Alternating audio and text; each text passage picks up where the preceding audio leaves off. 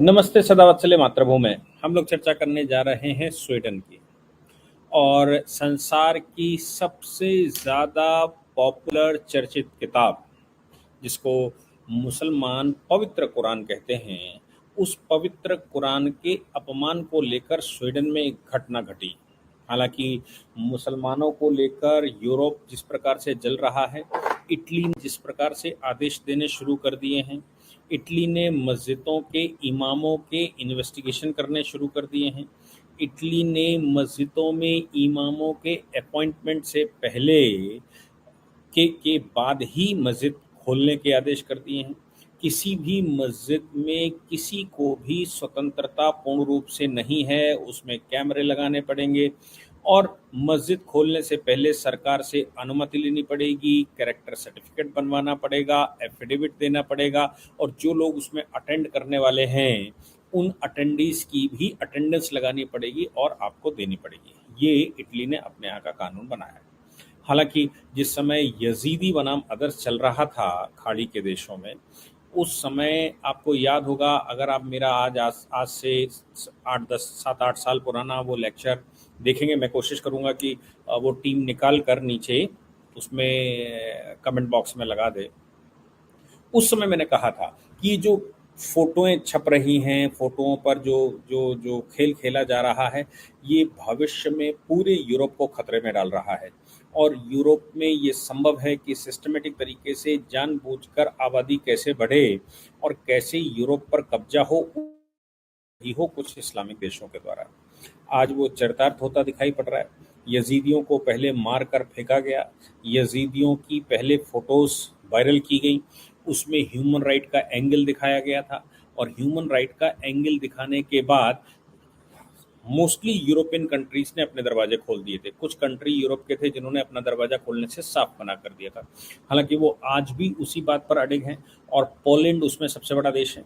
Poland ने अपने यहाँ मुसलमानों को लेने से मना कर दिया था, चाहे वो परसिक्यूटेड हों, चाहे वो शिया हों, चाहे वो किसी और कारण से वहाँ से भगाए गए हों या फिर उनके ऊपर कितने ही अत्याचार का उनको सर्टिफिकेट दिया गया हो, कितने ही ह्यूमन राइट वायलेशन के प्रमाण देकर पूरे विश्व में खबर खोज बनाई गई हो, लेकिन पोलैंड ने अपने यहाँ अनुमति देने से मना कर दिया। पोलैंड ने अभी फिर से एक स्टेटमेंट दिया है और उन्होंने कहा हम 20 लाख यूक्रेनियंस को ले सकते हैं, लेकिन मुस्लिम कंट्रियों का एक भी व्यक्ति नहीं ले सकते, हम एंट्री नहीं दे सकते।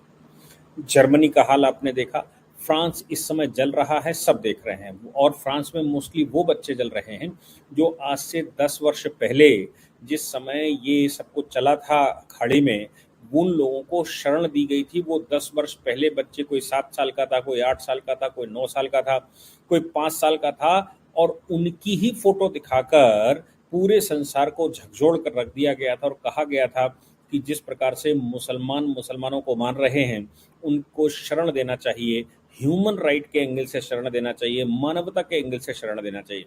जिन बच्चों को मानवता के एंगल से शरण दी गई थी यूरोपियन कंट्रीज़ में, खासतौर से फ्रांस में, वही बच्चे आज 15 साल, 16 साल, 17 साल, 18 साल का फ्रांस के लोगों को चौराहे पर मार रहा है, फ्रांस के बच्चियों को छेड़ रहा है, फ्रांस की पुलिस को मार रहा है, फ्रांस के ओरिजिनल इनहेबिटेंट को अधमरा कर करके छोड़ रहा है, गुरिल्ला युद्ध कर रहा है, दूर से पत्थर मार रहा है, अकेला मिल जाए तो डंडों से मार रहा है और जो वो कर सकता है वो सब कुछ कर रहा है। फ्रांस की सरकार, इस समय जो खबर आई, फ्रांस के जो सुरक्षा सलाहकार हैं वो भारत में आए हुए हैं इस समय और भारत में अजीत डोभाल के साथ उनकी बैठक चल रही, क्योंकि संसार में इस आतंकवाद से लड़ने वाला सबसे पुराना और सबसे लंबे समय तक लड़ने वाला देश भारत है। खास तौर से इस्लामिक चरमपंथ से जिस देश ने 600 वर्षों तक लगातार लड़ा हो, अपने आप को मुसलमान पूरा कन्वर्ट करने से बचा लिया हो, केवल संसार में एक ही देश है जिसमें 600 वर्षों तक इस्लामिक शासन रहा हो और उन 600 वर्षों में वो उस देश को पूरा इस्लामिक रूप से कन्वर्ट ना कर पाया हो। अदरवाइज जब इस्लाम आया धरती पर प्रॉफेट मोहम्मद के बाद, तो फिर आप समझिए कि जो खाड़ी के देश हैं, खाड़ी के देश अगले 100 वर्षों में पूर्ण रूप से इस्लाम स्वीकार कर चुके थे, धन से, बल से, तन से, तलवार से या जो भी साधन रहा हो वो इस्लाम स्वीकार कर चुके थे। लेकिन भारत एक ऐसा देश था जिसमें जनेऊ तौल कर औरंगजेब को नापा जाता था, और जो जितने जनेऊ लाता था काट कर, मतलब जितनी हत्याएं करके जनेऊ रखता था, उसको उतना ही बड़ा पद दिया जाता था, उतना ही बड़ा औहदा दिया जाता था। इसलिए अगर विश्व में इस्लाम के चरमपंथ से लड़ने का सबसे बड़ा अनुभव संसार में किसी कंट्री को है तो वो भारत है। उसका इलस्ट्रेशन ये भी है, आपको याद होगा अटल बिहारी वाजपेयी प्रधानमंत्री हुआ करते थे और वो यूएनओ में कह के आए थे कि आज हम परेशान हैं आतंकवाद से, कल आपको भी नहीं छोड़ेगा आतंकवाद। तब यूरोपियन कंट्रियों ने, पश्चिमी देशों ने हमारे ऊपर हंसी उड़ाई थी और कहा था कि भारत अपनी पीड़ा बता रहा है, हमको क्यों फंसा रहा है। लेकिन उसके कुछ ही समय बाद पेंटागन की घटना हो गई और अमेरिका में जहाज टकरा गए, ओसामा बिन लादेन सामने आया, इस्लामिक चरमपंथ ने उसकी जिम्मेदारी ली। तब अमेरिका को भी समझ में आया कि अफगानिस्तान या फिर इराक और ये जो इस्लामिक कंट्रीज़ हैं जहाँ चरमपंथ चरम पर है, ये कंट्री कितने घातक हैं और कितने खतरनाक हैं। तभी आपको याद होगा अफगानिस्तान पर हमला हुआ, अफगानिस्तान पर कब्जा हुआ और बहुत कुछ हुआ। उस समय सद्दाम हुसैन की गिरफ्तारी हुई, ओसामा बिन लादेन की गिरफ्तारी हुई। हाँ, इसमें एक बात ज़रूर है कि इसमें कहीं ना कहीं पाकिस्तान सब जगह इन्वॉल्व था, मतलब हर एक घटना में पाकिस्तान का इन्वॉल्वमेंट था। खैर, लेकिन भारत ने अपनी एक्सपर्टाइजनेस, अटल बिहारी वाजपेयी जी ने अपनी एक्सपर्टाइजनेस कि हम आतंकवाद को ज़्यादा अच्छा पहचानते हैं, हम आतंकवाद को दूर से पहचान लेते हैं। आतंकवाद जिस समय अपनी नींव रख रहा होता है, हम उस समय ही भापने वाले लोग हैं। ये उन्होंने यूएनओ में अपने भाषण के दौरान बता दिया था। इसलिए ये संभव है कि फ्रांस के जो सुरक्षा सलाहकार हैं वो इस समय भारत में हैं और भारत के प्रधानमंत्री को ऑफिशियली फ्रांस में बुलाया गया है। 14, 15, शायद 13 से लेकर 15 जुलाई तक का फ्रांस में दौरा है। फ्रांस जल रहा है और इस जलने के दौरान ही मोदी जी का फ्रांस में जाना, ये कितना संयोग है या प्रयोग है मैं नहीं समझ सकता। लेकिन हाँ, ज़रूर है कि फ्रांस जिस समय इतनी तेज़ी से जल रहा हो, उसी समय फ्रांस के जो सुरक्षा सलाहकार हैं उनका भारत में अजीत डोभाल के साथ, भारतीय सुरक्षा सलाहकार अजीत डोभाल के साथ बैठक होना और उस बैठक के बाद, उस बैठक के साथ इन विषयों पर चर्चा होना अपने आप में ये बता रहा है कि फ्रांस को इस समय एटलीस्ट हमारी एक्सपर्टाइज नॉलेज की आवश्यकता ज़रूर है, बाकी आवश्यकता हो ना हो। तो ये सब संसार में चल रहा है। अब पश्चिमी देशों में हम ये भी जानते हैं कि फंडामेंटल राइट के नाम से वो देशद्रोह की घटनाएं नहीं करते, वो जो हत्या के अपराध हैं उनमें, मतलब जो अपराध हैं उनमें कैपिटल पनिशमेंट बहुत सारे कंट्रियों में नहीं है। यही कारण है कि उन देशों में फंडामेंटल राइट का वो दुहाई देते हैं। स्वीडन में कुछ ऐसा ही हुआ। स्वीडन में एक व्यक्ति ने पहले सरकार से अनुमति मांगी, सरकार ने अनुमति देने से मना कर दिया। वो हर वर्ष लगभग अनुमति मांगता था कि मैं फंडामेंटल राइट के रूप में कुरान को जलाना चाहता हूँ, मैं कुरान को नहीं मानता।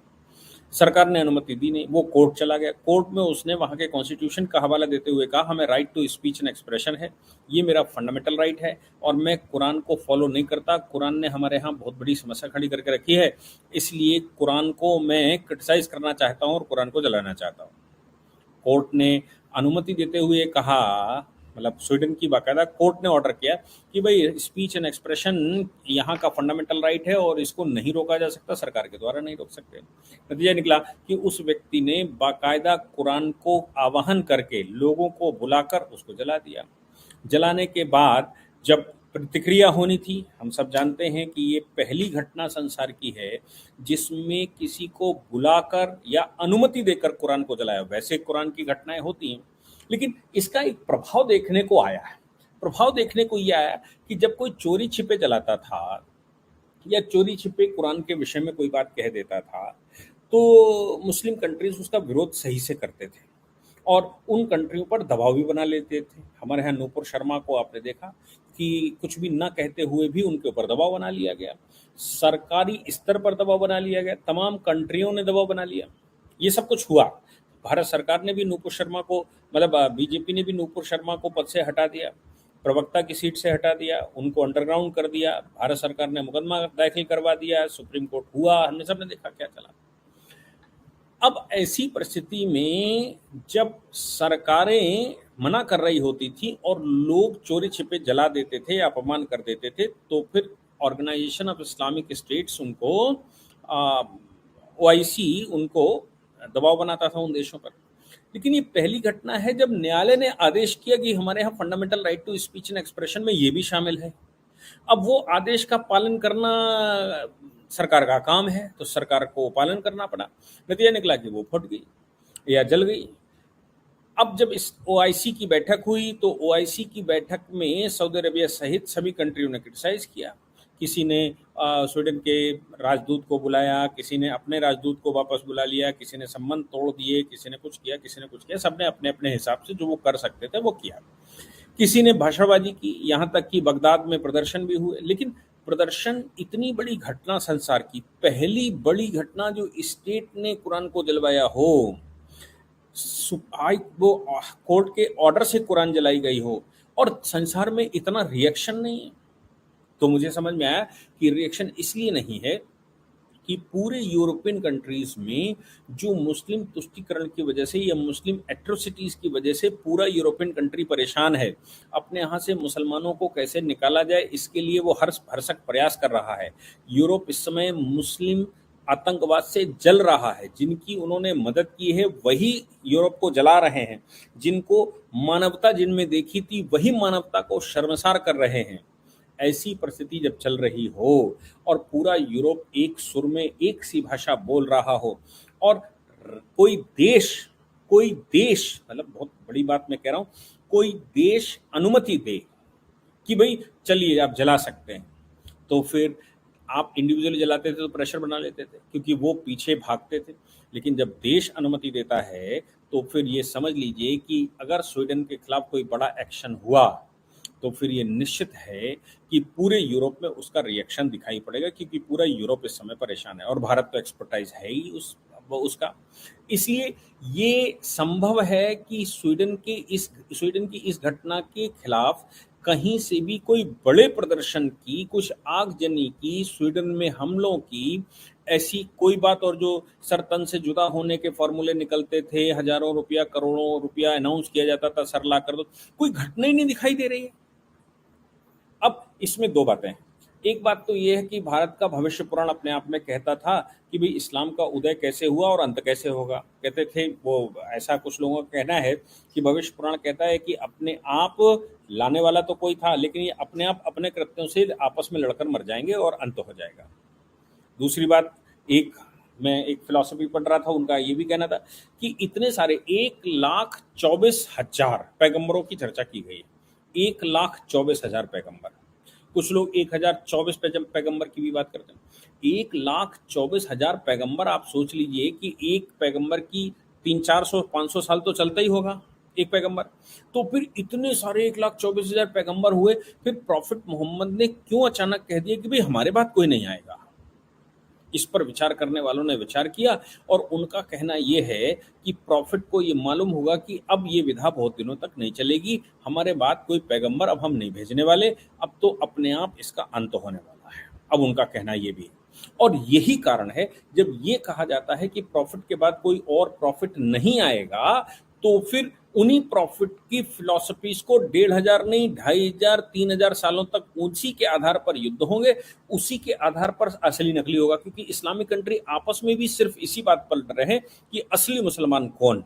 अब उनकी असली की ही जंग है कि उनमें से असली कौन है, नकली कौन है, ये इसी बात का उनका अपना आंदोलन चल रहा है। तो फिर आप समझ लीजिए कि अगर पैगंबर कोई दूसरा आता, प्रॉफिट अगर पैगंबर किसी को भेजते या अल्लाह किसी को पैगंबर भेजते, तो फिर वो ये जो सिचुएशन है आपस में लड़ने वाली, इसको कहीं कंट्रोल कर लेता, इनको कुछ बता देता। लेकिन प्रॉफिट तो कह गए अब नहीं आएंगे। अब नहीं आएंगे का मतलब है अब बहुत दिनों तक चलने वाला नहीं है, ऐसा भी लोगों का एक फार्मूला है, और वही उसी आधार पर आपस में लड़ने का काम कर रहे हैं और आपस में एक दूसरे को समाप्त कर रहे हैं। स्वीडन की इस घटना से पूरे यूरोप में ठंडी बस्ते में पड़ा हुआ है। पूरे जो इस्लामिक कंट्री हैं उनमें भी कोई बहुत बड़ा रिएक्शन नहीं है, और अमेरिका में भी कोई बहुत बड़ा रिएक्शन नहीं है, भारत में इवन बहुत बड़ा रिएक्शन नहीं, पाकिस्तान और अफगानिस्तान में भी कोई रिएक्शन इसका दिखाई नहीं दिया। आप सोचिए, इतनी बड़ी घटना मेरे लाइफ टाइम में तो इससे बड़ी घटना आज तक कुरान की हुई नहीं, जहां स्टेट राज्य ने घोषित कर दिया हो कि आप जला सकते हैं फंडामेंटल राइट के नाम से, और अगर आपको कुरान अच्छी नहीं लगती तो आप क्या क्या कर सकते हैं। इतनी बड़ी घटना होने के बाद भी कोई उस पर रिएक्शन नहीं हो रहा है या रिएक्शन नहीं हुआ, ये अपने आप में एक बहुत बड़ी बात है। इससे बड़ी बात अभी तक कुछ हुआ नहीं। मैं समझता हूँ कि अब जो माहौल संसार का चल रहा है उसमें रिएक्शन होना भी नहीं। हाँ, हो सकता है पाकिस्तान में कर सकते हैं क्योंकि वो नए मूल्य हैं, वो अपने आप को मुसलमान घोषित करने पर लगे हुए हैं कि भाई हम ही असली मुसलमान हैं। यहाँ तक कि टर्की ने कोई रिएक्शन नहीं किया, अफगानिस्तान में तालिबानों ने कोई रिएक्शन नहीं किया और तमाम तरह के अलकायदा वगैरह ने कोई रिएक्शन नहीं किया। रिएक्शन किए भी होंगे तो कहीं कोने छिपे किए होंगे। और स्वीडन के प्रधानमंत्री का बयान आया, वो तो अजीबोगरीब था। स्वीडन के राष्ट्राध्यक्ष से पूछा गया कि भाई आपके यहाँ कुरान जलाई, उन्होंने कहा कि भाई नैतिक रूप से तो ठीक नहीं था लेकिन कानूनन ठीक था। अब ये नैतिक ठीक नहीं है, कानूनन ठीक है, ये क्या है? नैतिक रूप से ठीक नहीं है भाई, सभी धर्मों का सम्मान होना चाहिए, लेकिन कानून जो है वो उनके fundamental right to speech and expression देता है और फ्री स्पीच टू एक्सप्रेशन उनके फंडामेंटल राइट्स हैं, वो कुछ भी कर सकते हैं। तो कानूनन फंडामेंटल राइट फंडामेंटली ठीक है, लेकिन हाँ शिष्टाचार के आधार पर ये ठीक नहीं है। किसी भी रिलीजन को दुखी करना अच्छा नहीं है। ये उनके प्रधानमंत्री का स्टेटमेंट या राष्ट्रपति जिसका भी स्टेटमेंट आया, ये अपने आप में कुछ कह रहा है कि ये स्टेटमेंट बता रहा है कि स्वीडन को इस बात का कोई दुख भी नहीं है। तमाम इस्लामिक कंट्रियों ने राजदूत बुला लिए हैं, तमाम इस्लामिक कंट्रियों ने स्वीडन के राजदूतों को अपने यहाँ बुलाकर उनको प्रोटेस्ट दर्ज करवाया है, लेकिन स्वीडन के ऊपर कोई फर्क नहीं पड़ा है। ये बयान खुद में बता रहा है। मैं इस पर आगे एक्सप्लेनेशन क्या करूं, आप सब समझदार हैं, लेकिन हाँ ये ज़रूर है कि सभी धर्मों का सम्मान होना चाहिए, सभी संप्रदायों का सम्मान होना चाहिए, लेकिन सभी धर्मों का सम्मान का मतलब है सभी धर्मों का सम्मान, यानी कि मुस्लिम भी सभी धर्मों का सम्मान करेंगे, ये भी अपेक्षा की जाती है। क्योंकि अगर सभी धर्मों का सम्मान सबसे करने के लिए आह्वान करेंगे तो मुसलमानों से भी आह्वान होगा कि वो भी सम्मान करें। अगर वो सम्मान नहीं करेंगे तो फिर उनका सम्मान करने की कोई गारंटी यूरोपियन कंट्रीज ने तो तय कर लिया है कि वो नहीं दे सकते।